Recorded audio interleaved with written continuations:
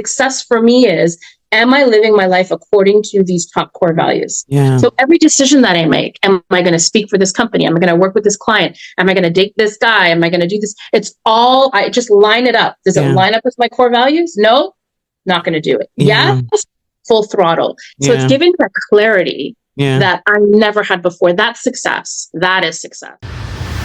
A growing health, wellness, and leadership podcast designed for you to become your most empowered self. Great day, amazing humans. Welcome to the Empowered in My Skin podcast, where our mission is to help 1 billion people in this world think in more empowering ways. Empowered humans empower humans. So you are the right spot to become a lead domino for empowerment today. So let the show begin.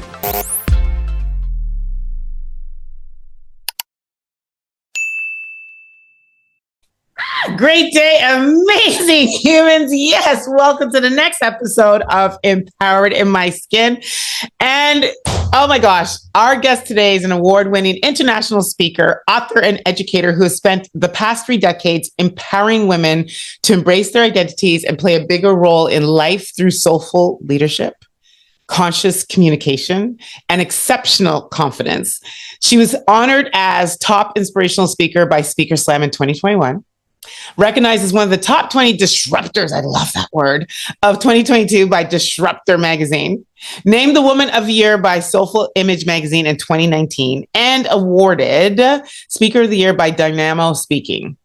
But get this one. Additionally, she was featured in a Los Angeles article as one of the 3 most important events to empower women in 2019, alongside the Women's March and the Me Too movement. So I trust you're as excited as I am to get to know this amazing human. So put your ears, put your eyes, put everything together, and please welcome Gina Hatzis. Yes, I am woman.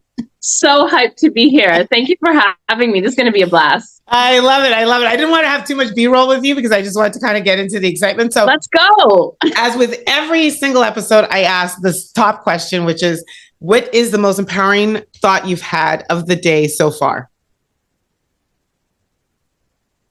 Pleasure. Oh. Pleasure is my driver. I used to be of the mindset that I had to get a whole bunch of things done before I could reward myself with pleasure. And now I flip the script. I start my day, I fill myself up. It begins with pleasure. I sat outside with my cup of coffee and Frida by the pool and just infused myself with some vitamin D. So pleasure first. Pleasure first. I like that. So you get out of bed and... Yeah, so the mornings are mine.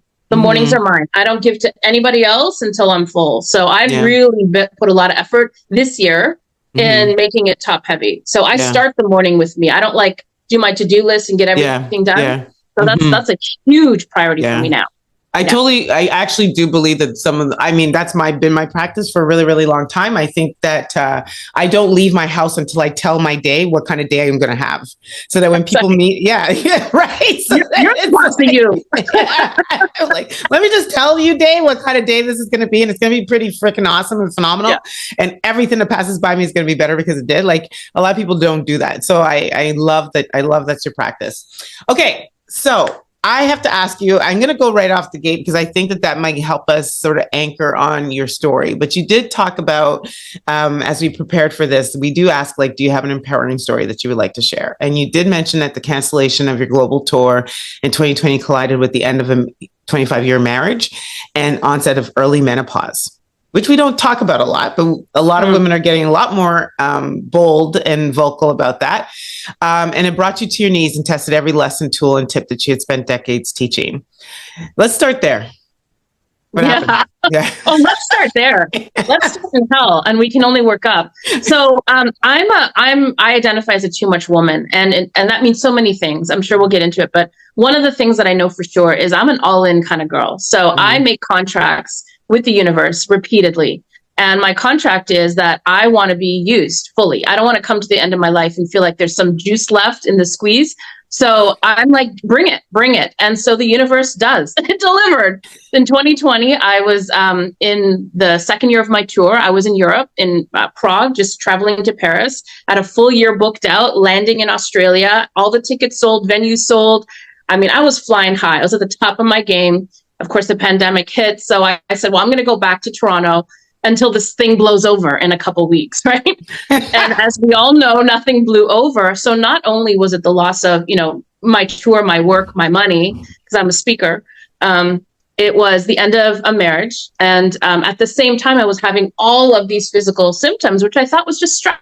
It's just stress. Everybody's stressed, right? And now, it's only now looking back years later that I realized it was the universe saying, girl, did you say all in? Did you say you wanted to be used? Well, the best way to be used is to literally confront all of the limiting beliefs that you have, be brought to your knees so you can build yourself back up. And that's what happened. Wow. Wow. Yeah. And so so first of all, we got to just talk about, I call it the valley, right? Like there's some valleys where they're kind of like, they're just kind of shallow and they come and they pass through. But that one sounds like a lot that hit you, right? Like, so I think about like when I started my personal development journey, my career and my personal life kind of collided at the same time and created this big, sort of internal mess. And so how did you, what were your tricks and tips to start to dig out of that? Because so interesting thing is, at that point in my life, I'd already been a speaker and an educator for over 25 years. So, all of this happens and then the teacher becomes the student. And I'm like, what do I teach? What do I know? And so I really had to start from ground zero. So the core of my work starts with self-trust. Nothing else matters. Nothing else matters. Your motivation, your dreams, your visioning, your manifestation, your relationships, nothing matters unless we are building from a solid foundation of self-trust. So I had to really test myself. Now, self-trust doesn't mean I'm confident that whatever I'm going to do is going to work out. We misunderstand. Self-trust is the assured reliance that no matter what happens, I will do right by me. I will have my own back. So because I was at ground zero, I had to really build my self-trust muscle back up. And it's like going to the gym. You start with 5 pounds and then 10. So I had to show myself that even in the deepest, darkest depths of my despair, and when I say I was like, come to Jesus moment every day on my knees, how am I going to make money? It's a pandemic. I'm a solo single parent with 2 teenagers, and I have like hot flashes, foggy brain. I mean, just everything. I really had to dig into self-trust. How can I show up for myself in small ways consistently? So it literally started by building the tiniest habits. And when I say tiny, I'm like, in the morning, I'm going to spend 5 minutes and do a 5-minute coffee meditation. Meaning, and not meditation as in, I'm just going to enjoy 5 minutes with my coffee and be present, because I couldn't be present. I was thinking about the past, what I had lost. I was thinking about the future, which was unknown, and I just could not sink into the present. So I started building these small incremental habits because I knew that's the only way to build my self-trust. And from there, I started to add and build up. But I want to say this is so important for me to say. I teach this 24/7. For now, it's over 30 years. And I'm going to tell you, everybody, including myself, who teaches it, lives it, studies it, meditates on it. I sleep to sleep hypnosis tapes on it. I will tell you, I too every day have to pull myself up and make a choice. So nobody gets a free pass. It's a choice every single day for every one of us. So if you're in the valley of despair right now, that's okay. That's okay. There is no finish line. You don't get to the end and you kind of go, oh, I flipped the switch. I trust myself. I'm confident. Life is easy. What we do when we build our self-trust is that time of despair becomes shorter. Yes. Because we know what to do. It's not that it goes away. Girl, last week I was in the pits of despair, but it's a short time frame. Yes. Like, for a day, my hormones are like, girl, we need a day to sit your ass down and not be productive and not be on call and not be and so it's a normal part. I just want to normalize the valley of despair Yeah. It's not a bad place. Yeah. It's necessary. It's how long you have choose the to tools stay. and the trust to do something. Yeah. Yeah. I love that you say that. And the reason why is because, I can share like in parallel, like a lot of times people just think that you're constantly on, that you can just like, give me a motivational speech or, like you're always up and like everything is great. And I love that you say that. For me, the biggest difference is in the event I wake up in the morning and I wake up with a very like a negative thought, or there's something that comes into my physiology that doesn't feel right. The distance between the occurrence of that, the awareness of what put it there, and then it leaving because I know it's not true has become shorter and shorter and shorter over the years, which is why I'm more to others, to the outside, I'm able to present a very positive, very optimistic outlook on life. Is because those moments, I love that you said. I work with extraordinary women all the time, like high level, top of their game, champions all the time. So I've peaked and I've spoken with the most incredible speakers in the world behind closed doors. And I have seen that every single human makes a choice every single day. Yeah. And some of us just have the self-trust and the tools to pull ourselves out of there. But let's not gaslight ourselves and say, negative thought, oh, I got to think positive. That's so old school. We're over that. We're over that. We understand that there's a fundamental way that we have to approach this with kindness and compassion. So I think that's really important. And I'm highly suspicious of someone who's on all the time. Now I'm kind of like, really? like really? If there is someone who's presenting as everything's perfect, their life is like, I know it's like the Wizard of Oz. You pull that curtain back. Like, I know it's not authentic. So I think this is a new conversation. But I want to double click on that a bit, because I'm trying to think, like, what would that look like for someone who is, so I'm so I like to say that every day I work on my self-awareness. So on days where I'm very self-aware to the point where I know that energy transfers. And I also aware that I'm a very big personality. I have very big, and my energy is massive, right? Most people say it's contagious. And so I also have to recognize that it is my purpose. My purpose is my energy. It's what people pay me for. It's what, you know what I mean? And so therefore, it's not that I'm always on, but it is that I recognize that energy transference. And so before I walk into a space, especially a space where because I do think we all infect the spaces that we walk in. I'm conscious enough to say, if this was it, if I'm completely responsible for the energy that's going to be in this space, what energy am I bringing in? It might require me saying no to certain things or not being in the space if I know that I can't be on. But so therefore, anyway, I'm saying that because then typically, if you were to look at me, I think most people would say, oh my gosh, she's always on. But it's not that I'm always on, is that I'm always aware of, my purpose, the reason I'm here, and the self-awareness that if I don't show up well for that experience, it will harm another human on the other side of it. If you ask me if I'm okay, I might say I'm working through something right now. Yeah. So in public, so let's say this. Yeah. In public spaces, my intention, my purpose is to be a model of possibility. Okay. That's what I call myself. I'm a model of possibility. So I do 100% agree. I walk into spaces and I'm intentional, whether it's relationships, interviews with my kids, with my friends, like I'm going to bring my A game to that experience. And I'm also very transparent about the fact that if I'm not on my A game, I'm going to take care of me. Yes. I'm my first priority. So I will say, this isn't a good time. I need space alone. I've said to my friends, my kids, I need this day, or I'm working through something. So I'm very transparent about that. But when I do show up, you get the best of me. Yeah. You get the best of me. Yeah. Wow. Yeah. Okay. So in your journey from journalism to soulful leadership, what has been the most significant lesson you've learned about balancing sensitivity with strength? Sensitivity and strength are one and the same. I think there's this misconception that there's strength over here and there's sensitivity over here. As a too much woman, one of the markers is I've been told my whole life I'm too sensitive, I'm too emotional.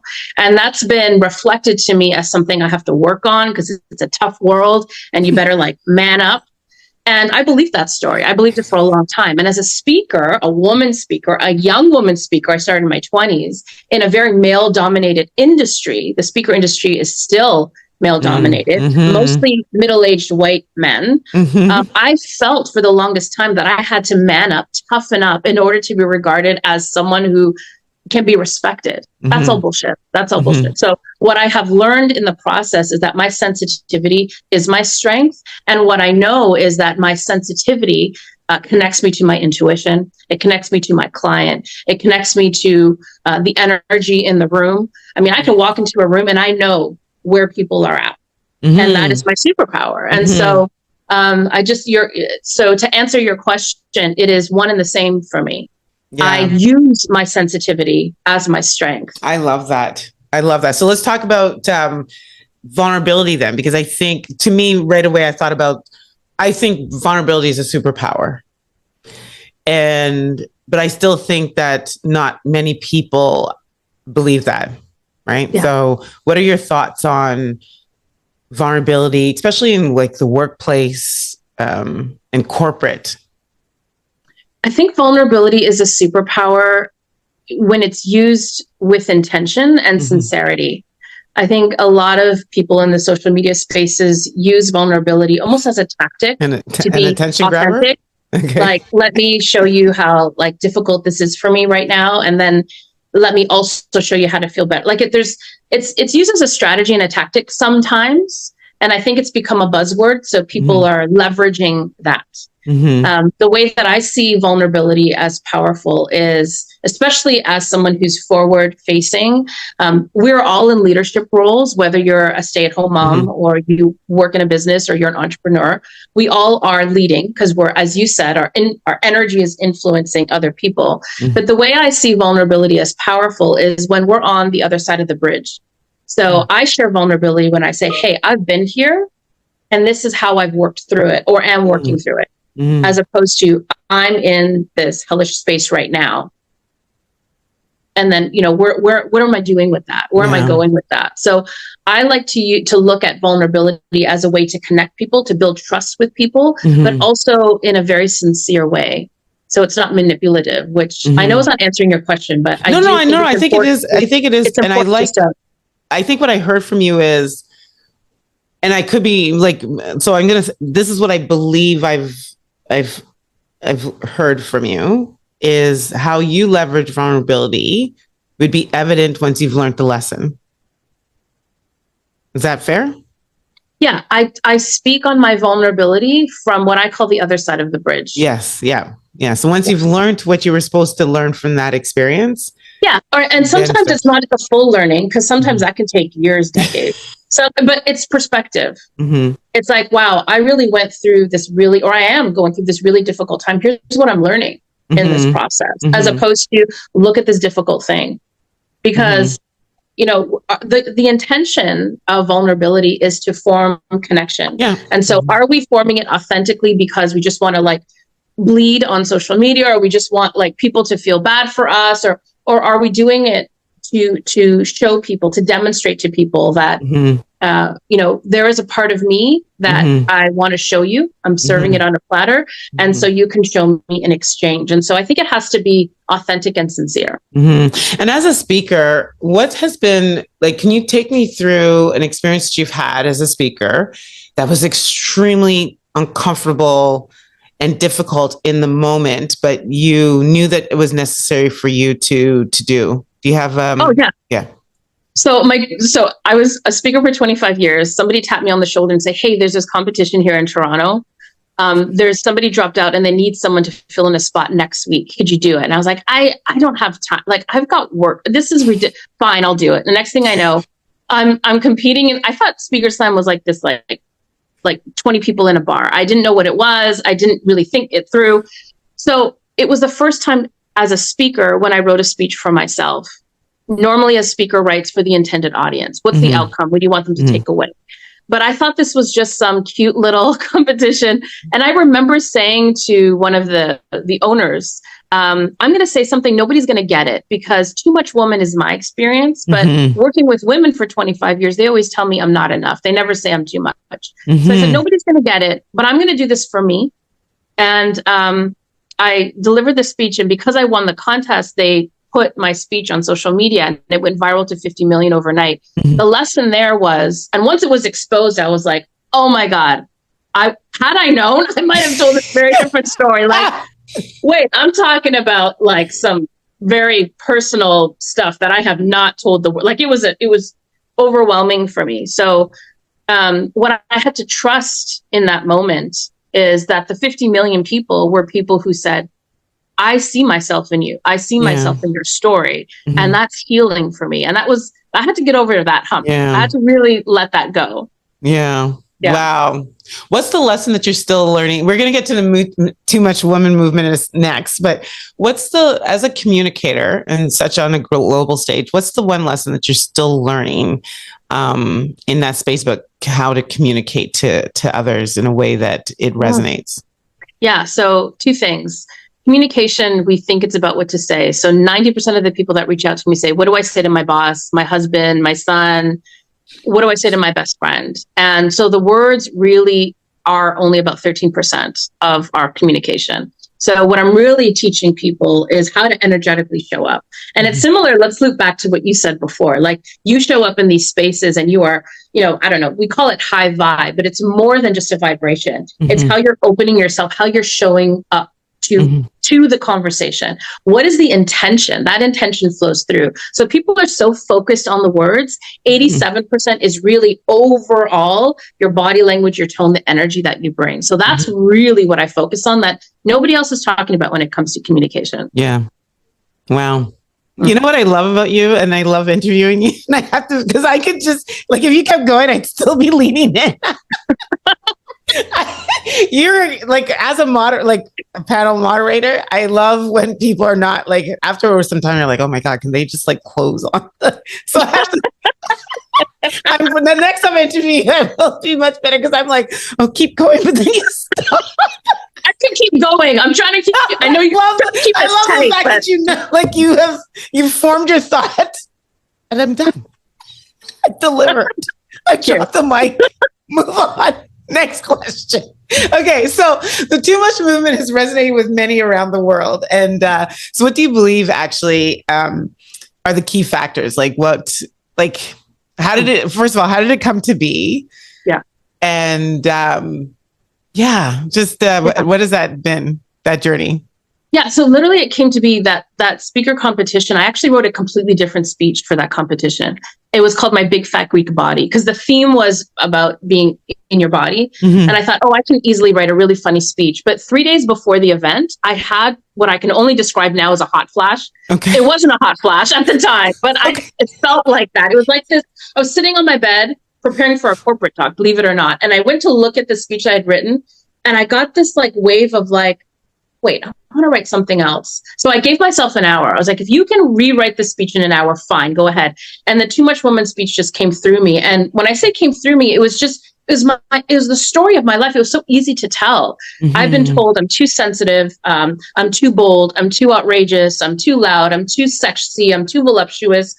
I'm too all the things. And so I spent my life oscillating between being myself, which was like loud, outspoken, opinionated, driven, ambitious, like full bodied, full breasted, full hips, like in my energy, to the backlash. And my speech is all about that backlash. It's about being bullied. It's about being abused, my boundaries being crossed as a child. It's about growing up in a speaker industry where people still looked at me as a sex icon, as opposed to a serious, thoughtful, intelligent woman. And I thought, gosh, if I'm still going to get this kind of backlash, then I'm going to step into it. I'm going to celebrate my too muchness. And I had a pivot point. And really the movement is about the invitation for women, anybody who's been told they're too much, to take that too much story and pull it close and start to look at how you can celebrate it. What is it about your too muchness, which is innately who you are, that is actually right and not wrong?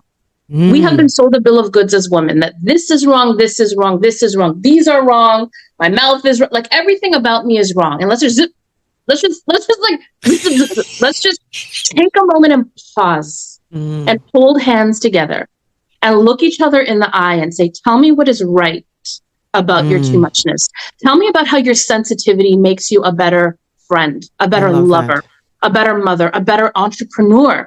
Tell me how your too muchness has actually brought you into spaces, elevated your audacity to speak in a way that other people aren't speaking. What is it about your too muchness that can be celebrated? And let's focus on that. Lead with that. And that is a revolution in how we're thinking as women. Wow. So I have to ask you this. For women, what did the pandemic help or harm that movement? Oh, it helped 100%. Number one, because although I was on a global tour, what the pandemic did is, first, it brought me to my knees. And because the Too Much Woman is not about me, I am the faucet, it's the water, right? Yeah. So, but what it did for me is it gave me pause to really stop and ask myself, what is this movement about? Because when everything went viral to 50 million, I was like in reactive mode. I was like, here's a book, here's a course, here's a tour. Like, I'll go on any stage. Like, I didn't know what was happening. But the pandemic was an opportunity for everything to get quiet, just like it did for you, just like it did for everybody listening. Everything kind of settled and we were faced with ourselves. So I was like looking at myself constantly in the mirror, my head on pillow, like just looking at me. And I thought, what is this movement really about? And it slowed me down and allowed me really to dig into some of the principles like self-trust. And so now the whole Too Much Woman movement is different. It's more intentional. It's thoughtful. It's given me an opportunity to teach online, which I was not doing before. So literally the Too Much Woman movement is across the world. And we've connected on Zoom, which was like, oh God, so uncomfortable. So it's really shifted the intentionality and the intensity of the movement in the best way. That couldn't have happened otherwise. I love that. And so how does a Too Much Woman define success? I would say that it's heart-led. It's led by her self-trust, and it's defined individually by every woman.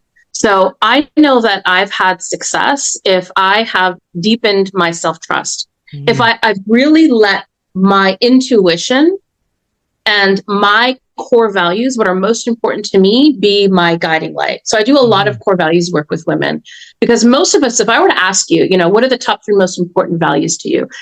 Across the board on my tour, women would say the same thing. My family, my health, I want to contribute in a meaningful way. Like, these are the knee-jerk responses. But when I dig in and I do one-on-one work with women, that's actually not always the most important. That's important, but not the most important, right? And so we start to get curious. So for me, I'm going to give you a tangible example, because if people are listening, I want you to connect the dots. I would have said my family is the most important. My health is the most important. But what's really most important when I started to do the work for myself is living a life of courage. The other thing that's most important is freedom to me. I like to have freedom, spaciousness for my creativity, for my voice. I like multiple things happening at the same time. I want to travel when I want. Freedom in every way, in relationship, everything. But number 3 for me is self-expression. Like, I would not be myself if I and other people didn't have the opportunity to speak the truth. So I never would have considered those things. So now success for me is, am I living my life according to these top core values? So every decision that I make, am I going to speak for this company? Am I going to work with this client? Am I going to date this guy? Am I going to do this? It's all, I just line it up. Does it line up with my core values? No, not going to do it. Yes, full throttle. So it's giving that clarity that I never had before. That's success. That is success. And I love that, because it's your anchor points for how you essentially navigate your experiences in life. But most of us don't ask ourselves we usually adopt our parents' core values. Like my parents' core values, God love them. My mother's, she was a single parent, her core values were be safe, right? Center family, like family is everything. Now, family is really important to me, but because of that belief, I didn't go pursue my dream in New York. Because of that belief, I made safe choices, So do you see how we really have to stop and ask ourselves, challenge ourselves? What Are do I these really the things that want? are most important? Yeah. And it's interesting because I think what comes to mind for me and what I'd want, especially another woman is listening, it doesn't mean that those other things like family, health are not important. They are, No. but it's really about that inner, that there's always, I truly do believe if you were to be still and in the life that you're living, and if you, in that stillness, you actually start to feel immense emotion show up, it's likely because you have not landed on what you're just talking about, because there's still something inside going. Yeah, sorry, because we can have 100 values that we care about. We care about the environment. We care about freedom for other people. We care about social justice. There's a million things we can care about, but we can't live by juggling all those balls and prioritizing. Yeah. We have to narrow it down to 3 to 5. We have to. So that's really the heart of, if anybody wants to start really on an intentional path, this is where you start. After 30 years in this business, I'm going to tell you right now, find out your core values. If you don't know how, reach out to me. There are many things online but it's not just like eeny, meeny, miny, mo. There are certain questions you can ask yourself. For example, what times have I been most proud in my life? What have I done in my life that I'm most proud of? Write those down. Take 3, 5 examples, write them down and connect them to a core value. I was most proud of myself when I did this, and it shows up as freedom. I was most proud of myself when I did this. Oh, it shows up as self-expression, me speaking up. And when you start to do this practice, you'll start to notice patterns. The people who are most fulfilled in life are the ones who are living according to their core values. That's what we know for sure. You are most fulfilled in life when you're living according to the things that are most important to you. So do the work to figure it out. It's the starting point of everything. Yeah. And I'm asking this question. It just came to me in my spirit. How does the too much woman define aging, right? Like, and even the aging stages, right? Perimenopause, menopause, postmenopause. Like, how does the too much woman define that? As I'm having a hot flash in the moment. You know what? You know how she defines it? Yeah. It's almost as though this literally just came to me in this moment. Like, a hot flash is like an exclamation point. It is like a lightning bolt. And, usually we look at something like that, like all of these symptoms of menopause as these terrible, like, horrible things that we want to get rid of. But it's so in line with the too much woman, because here is this heat, this feeling, these intense emotions that come with menopause. And what if we looked at them as signposts? What if we looked at them as something to celebrate? Like, I know women who are in menopause who are like, one of the things that came off was my filter. Like, I am just so clear now. I'm not going to put up with the bullshit of my boss. I am not going to let my mother talk to me that way. I'm not staying in a marriage where I'm unfulfilled. No one's paying attention to me, and I'm underappreciated. And so why can't we look at aging, menopause, as this time in our life where the too much woman rises up and says, oh, hello, we are no longer living that way anymore. Now we have clarity, and we have clarity of purpose, and this is the direction we're going in. Yeah. I think it's a great thing. It's a gift. Yeah. It's a gift. It takes courage, my friend. Takes massive courage. As Dr. Maya Angelou says, courage is the most important virtue, because without it, we can't practice any other virtue. Yeah. So I wish you all courage. It is the alpha and the omega. Thank you. Wow. So remember I told you that, like, I could just go on and on and on. So I want to get back to energetic presence and how and what people don't, especially women, don't realize that your energy really, you use the word, I don't think I made it, but you use the word influences the spaces that you enter. Yeah. And I think one of the biggest responsibilities I give to myself is that every moment that passes by me is better because it did. Right. And so that means that I'm using my energy in a very intentional way to leave whatever experience, text message, whatever it is, interaction, better. I care for it. So how do you believe our energetic presence influences our ability to, like, empower others and change environments and create transformation? And how can people listening to this start to cultivate a more impactful energetic presence? Yeah. So first of all, everywhere we go, you said this earlier, everywhere we go, we are impacting other people. We can't help it. So we just have to, it's a fact. And it's either positive or negative. There's no such thing as neutral. You can't neutrally impact someone. You walk into a room, you're either going to elevate it or you're going to pull it down. And we know that this is true. You think of someone in your life who walks into the room, they're either going to bring the vibe up or they're going to bring the vibe down. We can't argue this. This is a fact of life. There's no neutral. Okay. So everybody impacts everything. So the question is, what's the impact that you want to make? And so it first of all begins with your intention. Again, I'm going to go back to core values. When you're so clear, like I am so clear about what's most important. I'm clear about the impact that I want to have on other people. So I start there. But here's the thing that I think it's so important that women understand. Two things. I'm going to leave out two things. One is, in order to gather your energy and prepare for every interaction, and again, that could be rolling over and talking to your partner, or that could be standing on a stage of 5,000 people. It doesn't matter. In order to prepare, you have a responsibility with you to take care of you. And that literally, and this is what's so great about menopause, we'll link this in too. That is literally, it begins with, are you taking good care of your physical body? Are you getting the sleep that you need? Are you nourishing yourself? Are you creating spaciousness for your body and your mind? Are you getting outside in nature, getting some vitamin D? I mean, these are fundamentals to set your nervous system. How can we serve when we're like tired and exhausted and worn down?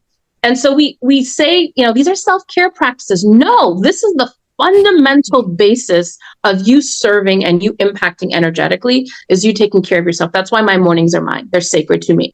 My sleep, I've prioritized, like all of these things. This is what menopause does. It makes you hit reset and go back into taking care of yourself. But the second thing that I'll say about this that's so important is the community. So we need other women. We need other women in our lives to be holding our hands, to be walking us through, to be building on one another, connecting with one another, having these conversations. Women, I know this is 30 years in the personal growth industry. We do it on our own. We read books on our own. We cry on our own in bed. We do all this personal growthy stuff on our own. We take courses, we listen to podcasts, we write in our journals. These are all wonderful things. Listen to me. The best thing you can do is find a community. A community could be one person.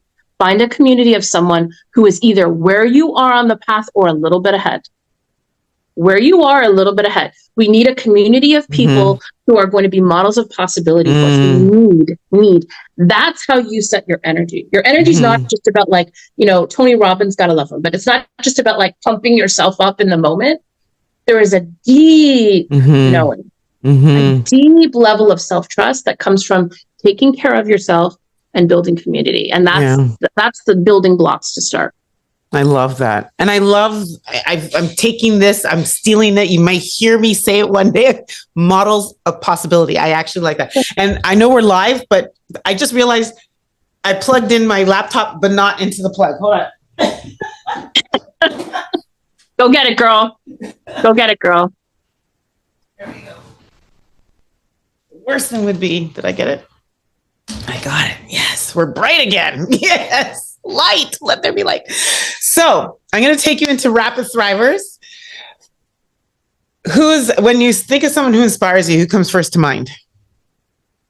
Michelle Obama. I have an Obama thing for both of them, but Michelle, I love that in my vision of a too much woman, she embodies many. Yeah. She's classy but smart, witty, funny, powerful, articulate, soft. Like she's all the things. And in person, that energy is just like from a distance is transcending. Like it's just within the hug.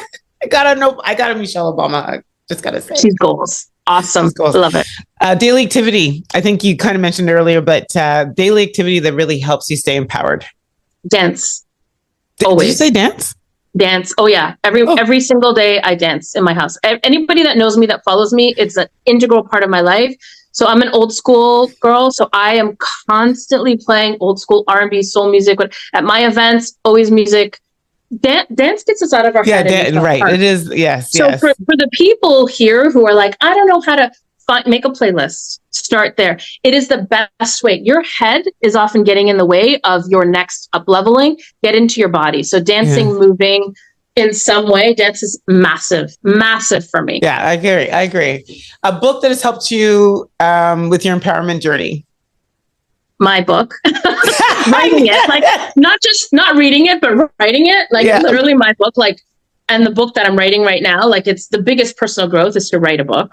But if I were to give, oh gosh, I'm a book. So how do you pick one book? I'm going to give you two. What my dear friend Gay Hendricks wrote, The Big Leap. I refer to it all the time. He's a wonderful, wonderful human. So is his wife. So that's one of my favorite books. And I'd say secondly, Pussy by Regina Thomasschauer. Pussy was a catalyst for me. I went out to New York City to meet her and experience a weekend with her. And it moved me from my head, trying to figure out my life and my personal development into my body, into my sensuality, which was a game changer in my life. I love that. Wow. An app that helps you stay empowered. An app? Mm-hmm. I don't know that there is an app that helps me stay empowered. I'm not really a tech girl. I'm going to say no, pass. Yeah. Don't you use Instagram? I do, but it doesn't help me. I don't know that it helps me. But you spread your message. I think what it does is it keeps me consistent. Okay. It helps me to show up. Yeah. So, okay. Yeah. All my social media, it does keep me accountable. So there you go. Empowered. Yeah. Yeah. Okay. I'll do that. And what is Here to help. What is one misconception that people have of you as they see you in your thrive? Two things. People think I'm super tall. You have something with two things, eh? I do, because I have so much to say. So I'm prepping you. But two things, my brain works really fast. Two things is people always say, I thought you were taller. I'm 5'6", but people think I'm like 6 foot. I think it's my personality. So that's one misconception. And the other misconception is that I'm an extrovert. I'm actually not. I'm very much teetering towards introvert. I have moments of extroversion, but I'm definitely not an extrovert. Yeah. You know, we're kindred spirits. Yeah, I know we are. We're going to meet. We're actually going to meet. We're going to meet. We're going to meet because I'm also 5'6". Yeah. We're going to meet. Okay. So where do we find more of you? I'm everywhere. Gina, too much woman. You're all. I'm everywhere. I'm over here. I'm actually in your back. I'm knocking on your back window right now. Everywhere. Every woman. I'm everywhere. Okay. So that is me. Just Gina, too much woman. You will find me. I'm everywhere. Okay, you're everywhere. And now you know what? I'll put your website on. I'll put your links. Thank you. I'll hook up your links. Okay, so this podcast is called Empowered in My Skin. Would love to know in too much woman fashion, what that means to you. I'm so excited to hear your answer. So can you ask the question again? The podcast is called Empowered in My Skin. Yeah. What does it mean to you? Oh gosh. I think I'm gonna have to kind of keep this tight. Empowered in my skin. Empowered in my skin. Look, our cells have cellular memory, not just from this lifetime, but from all the generations that go back. So what keeps me going is knowing that I am infused not only with my mother's experience, but with her mother's experience, the whole maternal legacy. So for me, I stand on the shoulders of all the women that came before me and all the women that are yet to come. So Empowered in My Skin isn't just about my body or even my life. It is about the connection. I reach back and I reach forward. It's all the women that ever were and all the women that will ever be. And it's like making this circle. Empowered in My Skin is about me living my life on purpose for all the women who couldn't and all the women who shall. It is being intentional in this body, in this life for all, the benefit of all. We rise together. Oh, I think you just gave me the commercial for my company. I love that answer. I feel bad. So look, 200 and I don't know how many guests we've had. Is 285 episode, but divided by 2 because every other episode is a guest episode. All of you gave great answers. This one so far is like the best. There you go. And done. And I love them all, but this one, I love that one before and oh my God. Yes.